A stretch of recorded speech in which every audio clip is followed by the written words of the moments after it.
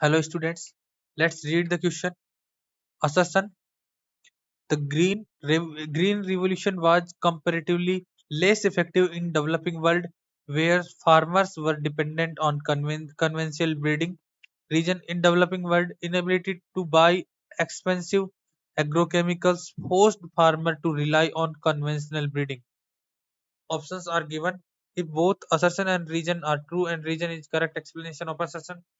Option B: if both assertion and reason are true and reason is not the correct explanation of assertion. Option C: if assertion is true and reason is false. And option D: if assertion is false and reason is true. तो यहाँ हमें conventional breeding, green revolution और developing world, इन सभी चीजों के बारे में हमें बात करनी है। तो देखिए एक एक करके अपन बात करते हैं। ग्रीन रिवोल्यूशन की बात करें सबसे पहले, तो ग्रीन रिवोल्यूशन का कॉन्सेप्ट जो है दिया किसने था उसके बारे में बात करते हैं। तो ग्रीन रिवॉल्यूशन के बारे में सबसे पहले बताने वाले साइंटिस्ट थे नॉर्मन ई बोरलॉग। तो एन ई बोरलॉग जो थे,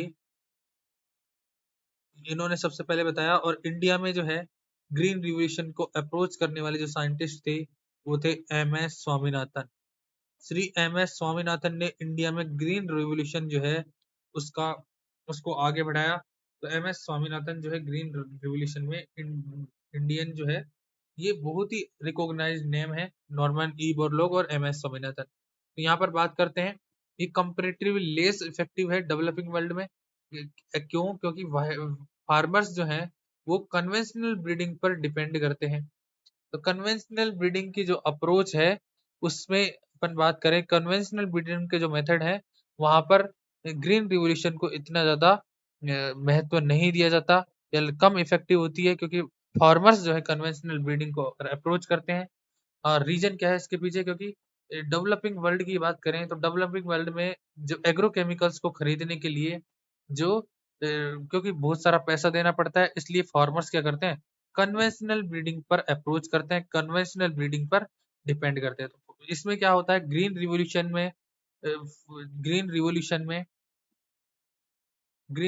के थ्रू प्रोडक्शन को एनहेंस तो कर लिया गया, प्रोडक्शन में प्रोडक्शन को एनहेंस तो कर लिया गया, लेकिन यहाँ पर जो पर हेक्टेयर पर हेक्टेयर जो अपन यूज करते हैं, पर हेक्टेयर जो केमिकल्स यूज किए जाते हैं, स्पेसिफिकली जो फर्टिलाइजर यूज किए जाते हैं, पर हेक्टेयर फर्टिलाइजर यूज करने में यहाँ पर जो है प्रॉब्लम क्रिएट हो रही थी। पर हेक्टेयर फर्टिलाइजर यूज करने में जो फाइनेंशियल प्रॉब्लम आती है फार्मर्स को, एक्सपेंसिव होते हैं ये फर्टिलाइजर, एक्सपेंसिव होते हैं, इसलिए सभी फार्मर्स इसको अफोर्ड नहीं कर सकते। इसलिए कुछ फार्मर्स जो है ग्रीन रिवॉल्यूशन की बजाय जो है किस पर डिपेंड करते हैं, कन्वेंशनल ब्रीडिंग पर। कन्वेंशनल ब्रीडिंग के थ्रू जो है एनहेंसमेंट को इंक्रीज करने पर डिपेंड करते हैं। तो ये दोनों ही स्टेटमेंट सही है एंड रीजन जो है असर्शन को एक्सप्लेन भी कर रहा है। तो यहाँ पर राइट आंसर कौन सा आएगा? राइट आंसर आएगा option A, both assertion and reason are true and reason is the correct explanation of assertion. Thank you, all the best.